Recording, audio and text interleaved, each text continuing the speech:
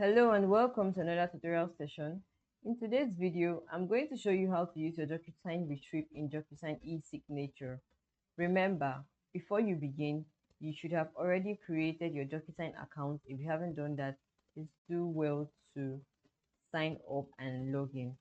In this particular tutorial, Docusign Retrieve is a separate software tool designed for bulk downloading of envelopes, documents, certificate of completion, and other associated data to your local system.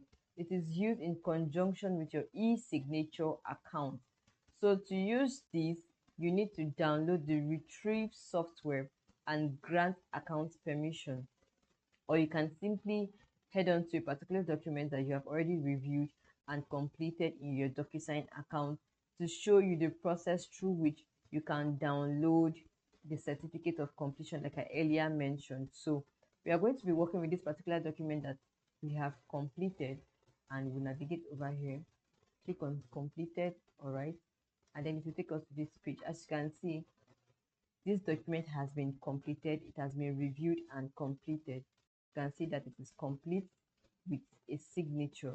The status says completed and it has been fully updated.